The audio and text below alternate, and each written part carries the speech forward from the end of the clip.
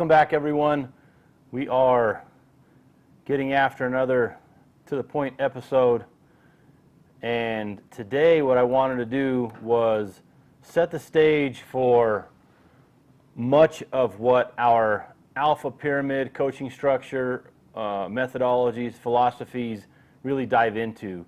And the beginning portion of the 3.0 coaching platform or structure, that series of videos it starts with how to determine your effective range. This is the beginning portions of what our all-day workshops start with. Learning to create a baseline, learning to identify your energy versus your accuracy, and then identify, if you're looking to make improvements, be it through new equipment or through, just additional practice sessions. Maybe, you're on the fence about wanting to hire a coach because, I shoot pretty good, but I'm not sure. This is a good way to start to identify and organize things and outline things. And what I wanted to essentially do on this episode is I have a series of, 3 or 4 videos on the online coaching structure that we've done, and I want to kind of go over the Cliff Notes version of it for you today. So I'm going to quickly go through the bullet points on how we get to the process of identifying that effective range and where it starts from. So if you're watching the video, I'm going to be adding some of the slides over my talking as well as whiteboard work. If you're listening along, I'm going to try to explain numbers as best I can. But part number 1 on the alpha wave process, this, establishing your effective range, we start with the discovery phase. And in the discovery phase of determining your effective range, we're going to work backwards essentially. Any good problem-solving approach, you usually start with the end goal and then work backwards to try to determine where you need to start with. So in doing so, we want to identify things like I'm going to be what the animal you're going to be hunting. Are you going to be hunting elk? Are you going to be hunting hogs? Are you going to be hunting white-tailed deer? Are you going to be hunting small game? That's where we want to identify the primary target of what you're going to be hunting. In most cases for Western bow hunters that don't have multiple bows, right? If you've got one bow that you're looking to build and set up, and you're looking to set it up for all things your seasons, your upcoming seasons, most likely you're setting your bow up to cater towards that mule deer / elk hunt, knowing that you're still going to be able to go pronghorn hunting, still going to be more than effective and efficient in that scenario. You're going to lose a little bit as far as potentially speed. Pronghorn tend to be a little more agile animal, a little bit jumpier on the string. Shots tend to be a little bit longer, so where if someone was going to just set up a bow for pronghorn hunting, it may lend itself to having a little bit lighter arrow, a little bit faster, flatter shooting arrow, because the fact that the bone structure and the animal size of the density of a pronghorn isn't that of what an elk is. But long story short, what I want to start with, again, Cliff Notes, is just go over large size game, which I'm going to consider mule deer and elk. So working backwards, we're going to start with the constants. I always want to start with as much hard data as we can, and leave the subjectivity or the up to interpretation to the very end. Because at that point, that's where you're really starting to hit that phrase, what works for you. But we have to start with the numbers first. So we're going to go over a few things on this process, determining what our effective range is going to be, or what we're going to be sighting into. And it starts with understanding the body size of an animal, understanding the low percentage kill areas or the no shot kill areas. And I'm going to kind of point at the whiteboard here a little bit. If you're listening along, I'm going to try to explain what I'm doing as best I can. But I'm going to start with elk. And on a mature bull elk, we've got a body size, and again, body size top of back to belly line of approximately 28 inches. This is a mature bull elk. On a mule deer, we're at 20 inches of body size. So once you start going through and eliminating that top portion from the top of the back down, where you get past the spine and into the alleged no man's land and you say, okay, that's a no-shot area. Then you work from the belly line up, and you say, okay, belly line up, brisket, getting into the cavity, this is a no-shot area. And then you're left with what's somewhat in the middle. Once you subtract out that no-shot area on a bull elk, you've got roughly 14 to 15 inches. Now, it's not perfectly center or circular. It's kind of oblong shape, but again, simple math. We're going to simplify things. We're roughly 14 to 15 inches. Once you eliminate on a mule deer the no-shoot area, you go from a 20-inch body size to approximately 12 inches of vitals. This is where we start to implement the alpha rule of thirds, a form of the rule of thirds. If you're familiar with photography and that kind of stuff, it's not the same thing, okay?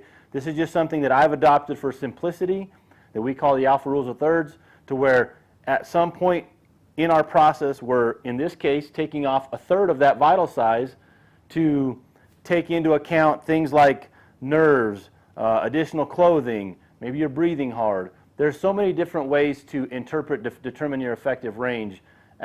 Even getting further along the process into, well, am I shooting at a frontal? Am I shooting quartering away? Am I shooting quartering to? Is this perfectly broadside? For right now, we're addressing the broadside animal, and then in the process of using the rule of thirds, we actually take into account all those other shot scenarios. So, simplicity, step one, we're subtracting a third, so we're left with 9 and change inches on the elk, and on a mule deer, 8 inches worth of approved vital size. So this is what we are looking at from a standpoint of the large size animals, large size game, and again, working backwards. So we're identifying essentially what we're going to be sighting into. So if we've got a 9-inch approved vital size for an elk, and we've got an 8-inch approved vital size for a mule deer, we know ultimately that, is the vitals bigger than that? Yes. This is subjective to what one might think. I just know that I've read articles on game and fish websites before. I'm not going to name any names or states, but they've went as far as to say that the vital size is as much as 24 or 25 inches. Now, is that true if you measure from one end on an angle to the other? Potentially. Is that the message we want to give to new hunters or even hunters just looking to improve their game? Absolutely not. We want to self-regulate ourselves as bow hunters, knowing that if we do everything perfect, if we check off every box and we still don't execute a perfect shot, or the conditions, the wind, something lent itself to us having a little bit bigger air, we've got a little bit of air built into our system already from step one. So that's where we go with that. As we begin to start the process of actually shooting our bows to identify what our actual range is based off of our current capabilities and our accuracy. If we're going to sight in and our zero is here, basically what a 9-inch group size means is not 9 inches from the center of the target. It means 4.5 inches from the center of the target, as does a mule deer mean 4 inches from the center of the target. At this place here, what I like to do is I just like to eliminate that 1/2 inch. I try to be as accurate as I can. I'm going to try to keep everything within an 8-inch group size. Okay, so I'm just going to adopt, for my own purposes, a 4-inch from center point of impact being acceptable as I walk back to determine effective range. So in our process, in the alpha bow hunting coaching structure, what we adopt is one arrow at a distance, and then we walk back 5 yards and shoot another arrow, and then we walk back 5 yards and shoot another arrow. At the end of the day, when we're really talking about what matters, accuracy, and how you get to this point, I can sit down and wad 3 arrow groups or 5 arrow groups all day and decide when I pick and choose when I want to eliminate an arrow. That one wasn't a great shot. It broke low, it broke high, or the wind blew me a little bit on that shot. All those things, those excuses don't exist when we're actually hunting. So they shouldn't exist when you're actually trying to truly figure out how effective you can be. So in my opinion, you shoot one arrow at 20 yards, for example, and then you're going to back up and you're going to shoot the next arrow at 25 yards. Then you're going to back up and shoot the next arrow at 30 yards. You're going to work your way back in this process until you have an arrow leave that 4-inch group size or 4.5-inch from point of center group size. So this is where in our workshop we go out and we've got tape measures and we're measuring arrows and we're numbering arrows, because obviously you can go down and do this one arrow at a time. It's going to take you a while. If you take 3 or 4 arrows or 5 arrows and label them 1, 2, 3, 4, 5, then you're going to be able to shoot one arrow, and then you shoot arrow number 1 at target 20, at distance 20, back up, shoot arrow number 2, back up, shoot arrow number 3, number 4, number 5, and then go down and measure and pull. The other reason I like to do this is because even if you're not 100%, if an arrow's left the group size, it's important to shoot past that distance, that measurement, once you go out of that group size, so that way you can begin to understand the areas of improvement. If you go out of your 8-inch group size by an arrow measuring outside of 4 inches at 50 yards, for example, but at 55 and 60 and 65 yards, you're still hovering right around that 4.5, 4.5 range. Maybe you even come back inside. There's other factors that come into play here to where if you have a multiple pin sight, for example, and let's just say your 50-yard pin is a red pin and you hate your red pin, and that actually shows you that your accuracy suffers and you don't shoot as good at 50, but I can shoot better at 60. Well, that's where you start to look at these factors by creating a baseline and say, well, you know what? Maybe I'm thinking about getting a new sight. Well, maybe if I do get a new sight, I'm going to custom build it to where I'm not going to have a red pin in there because I don't aim well with the red pin. So these are the type of things that we start to try to break down at a very, very precise level to help you be more efficient and more accurate. So again, you're going to track all your numbers. You're going to mark down every measurement as you go back. Even if you say, again, if I shot a 4.5-inch arrow or 5-inch arrow outside of the point of impact at 50 yards, but then I still shot 55 and 60 and 65. We're tracking, we're keeping data, so down the line when you go back to double check yourself again or to test yourself again in a couple weeks or a month after you've changed something, or you're just, throughout your progression of practice and preparation, you have things to compare against. You have hard numbers and data to compare against based off of where you're at that specific day. And that is kind of step one of where we go from determining your effective range. So now we've got a actual data, a series of data measurements for your accuracy with the specific bow and arrow and release and stabilizer, whatever setup you're currently shooting. The progression then is going to be to check your kinetic energy at distance. There's great kinetic energy calculators online to where you can punch in your speed and your poundage and your arrow weight and a few other factors, and they'll give you the basics, right? Kinetic energy and or momentum. There's some that give you both. I think they're both important to identify the numbers and evaluate them. Some would argue that momentum is more important than kinetic energy. I don't disagree that they're both important. I just know that Easton put out a chart. It's called an Easton field chart, and it gives you a direct correlation between a amount of kinetic energy into an appropriate size for a medium-sized game, large-sized game, toughest game like grizzly and Cape buffalo. So their chart, you can Google it. You'll find it very simply, just Easton's kinetic energy chart, Easton's field energy chart, and then these numbers give you a parameter. And I feel like they're a pretty accurate parameter for most cases. When a game and fish division or department says you need at least 35 pounds of draw weight to hunt or 40 pounds of draw weight to hunt, that's very, very subjective, preliminary. That's it's just not enough information. What if somebody's shooting 22 inches of draw length at 35 pounds? It's not a lot of kinetic energy to say that they're going to be able to go hunt elk. I'm not saying I don't want people to go hunt. I'm just saying we need to see the whole picture here. And if you understand the whole picture, then as we move forward in this process and we start talking about the different distances and the shots and the scenarios and looking at the big picture, you need to understand how we get to this point first. So again, we're gonna adopt the kinetic energy chart from Easton, and what we're going to do is we're actually going to take it a couple steps further. Everything we do in this process, we don't take anything at face value. We always take it 1 to 2 steps further. As you see here, taking a vital size, which I would say that, 14 to 15 inches is probably accurate on an elk as to a good vital size. Now, depending on where you aim and how those vitals are configured based off how the animal's standing, they're moving. They're not stagnant. And the same thing on a mule deer. But we're taking it a step further. We're self-regulating ourselves. So in the subject of kinetic energy or energy at distance, what we're doing here is we've identified by distance where our accuracy, it's not going to say limited, where it stops based off our parameters. Now what we want to do is we want to identify kinetic energy at distance as well, to then see which one is our limiting factor for effective range. For example, in the scenario I told you just a few minutes ago, maybe the accuracy went out at 50 yards, but you look at your kinetic energy, and your kinetic energy carries for large size game still over 42 pounds all the way out to 80 yards. Okay, now you're identifying two different categories, and you say, I want to get more effective, I want to have a longer effective range and be more efficient.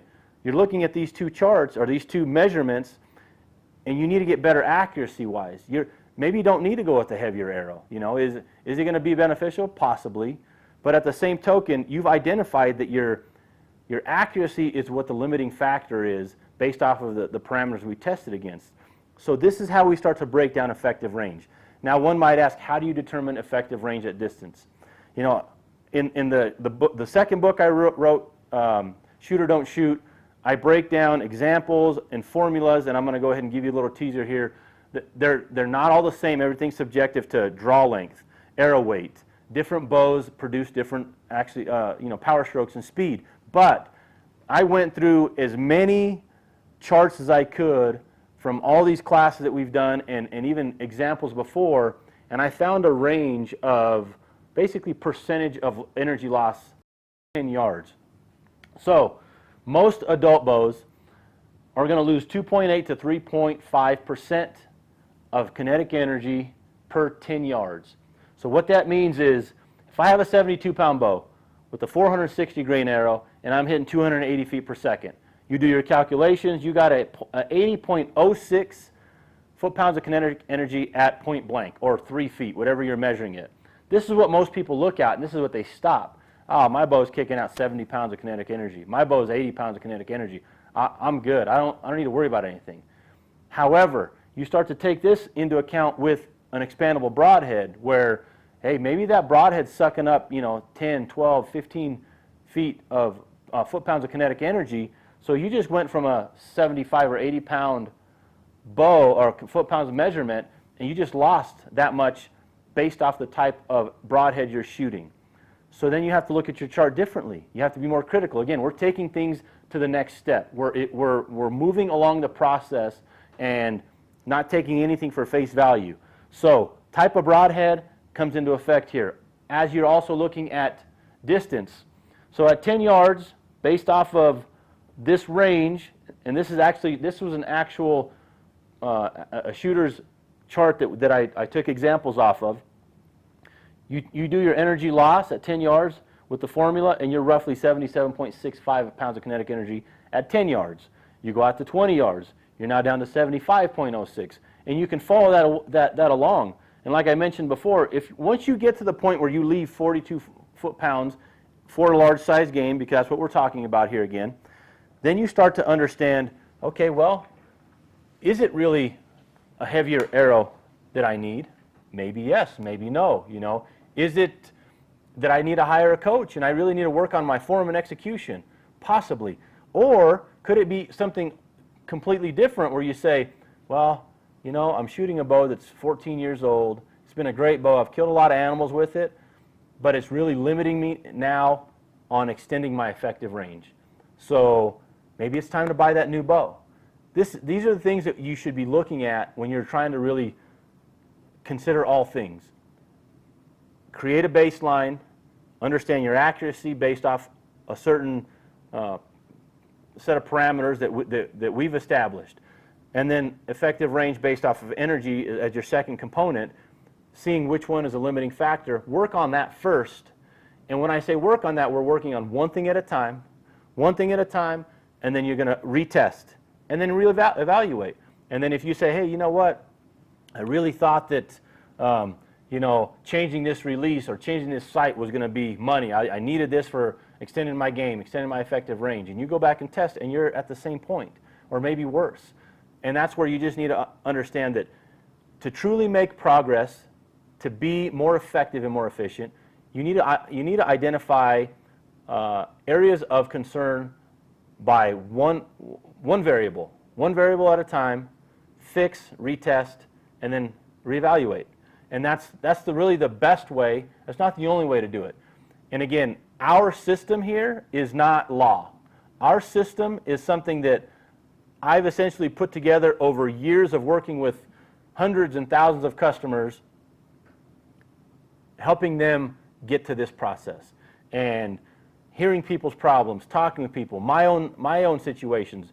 You know, the team that I have that helps me coach this with Braden and Bo and Nate and some of the other guys at the shop there, this is things that we've experienced, customers have experienced, data we've been able to research and figure out, and it's something that I feel strongly about, that when you go to a bow hunter ed or a hunter education type of program, there's a lot of generalizations. There's not a lot of great data that really it kind of take it to the next step or 2 or 3 steps further. This in my opinion, this one, you know, video that we're at right now at 20 minutes, okay? Just this 20-minute portion of information is very critical, and I think it's something that's the progression for every bow hunter, that's, whether you're just starting or you're wanting to make improvements, you need to really understand how organization, writing things out, identifying things, simplifying a process, because like I mentioned before, I mean, pronghorn is another western size, you know, western game, different, smaller vital size, you know, other things come into effect there where I don't need as much kinetic energy, but it's a smaller vital size. So am I aiming at, am I going to adopt a smaller vital size of this? Well, potentially. But again, as we move forward in the process, as you get into more of the videos for the Bowhunting 3.0 in the online course videos, or the membership site now, I guess is where it's going to be, where it's going to live, you're going to start to understand how this, you need to understand this well.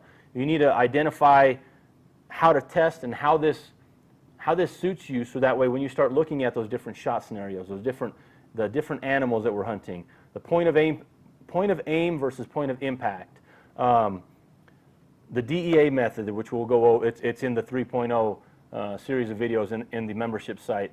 All these things start to, at some point, maybe give somebody that aha moment. Oh, I guess that makes sense now why you look at things this way. Or, yeah, that's really, that's the way that I wasn't really thinking about all those things at once. And you really should. And the important thing is, and this is what I can't stress enough, you need to do this ahead of time when you're not in the field, when you're not putting that final approach stock on an animal and trying to figure out, can I make this shot? What distance do I need to get to? You know, it's got a slight crosswind, you know, no, I know that I can make the shot at this distance, but can I make it at that other distance? Those questions that you start to let creep into your mind and create uncertainty while you're facing or leading up to that moment of truth, those are those disconnects that poke holes in a bow hunter's success scenario, success rate. So do this when you're not in that high pressure situation. Practice it, study it, know it, so that way once you get to the point where, hey, I'm about to figure out if I'm going to be able to take this shot or not, or I need to know what distance I need to get to with the current situation, it's second nature. It's something that it's just a matter of identify all the moving parts quickly. Boom, I need, all right, this is what's going on. These are the elements I'm dealing with. This is where it falls in my effective range, and I need to get to this point. I need to get to this distance. If I get to this distance, then it's 85-90% chance that it's a green light scenario. If I get to within this distance and all these things come into play, well, yeah, then it's green light all the way. So that's where, like I said, wanting to set the stage, paint the picture, take 4 or 5 videos that I've done in the 3.0 coaching structure and try to simplify the process to this. Like I said, I will run some of the slides over this if you're on the video, if you're watching the video. I will leave the long form videos on the membership site. So if you want to go through, and it just talks about a few more a few more parameters, and this is simplified. Here's what it comes down to. If you have your own system and you truly know that you've checked all the boxes and you've went a step further than most, or a couple steps further, and then you identify your effective range, can you implement it in the rest of the alpha bow hunting system within the rule of thirds and the DEA method? Absolutely. This is our approach to how to determine your effective range. And in many cases, this still doesn't take everything into account. This is a good way to do it. This is a really good starting point that gives you, again, that creates that baseline for you to make improvement off of. So that's where I'm going to leave this video. Again, if you're listening, that's where I'm going to be posting a lot of these videos on the YouTube channel. As you know, even though the podcast is convenient for some people, the video, it might be worth your time when you have a minute to just click on the video. Go onto the website alphabowhunting.com and go to the coaching section, scroll down to the free videos, and you can watch the video with the slides that I overlay on the video. And in addition to that, you can also just go to YouTube and find it there as well. So I hope you enjoyed this video. Leave your comments below. If there's something that you do slightly different, or there's something that's we're always evolving, we're always getting better. So if there's a couple points that somebody says, hey, you know what, that's great, I also incorporate X, that's perfect. This is a fluid system that has its staples but can always get better. So there might be something that some people out there have done for years, and it may be something that we look to adopt or somehow take parts of it to mesh in, because like I said, we feel like we've got a very good system here, but we can always look to get better. So leave your comments, tell us what you think about this video, and I'm going to go ahead and cut it. We're about 20-some minutes long, but we're going to continue with the content, and as we move on into some of the other topics, this is important to make sure you listen to this video first. Watch the video, listen to the audio, what have you. So, hey, I'm going to go ahead and check out again, and as always, dream big, shoot straight, and we'll see you on another video.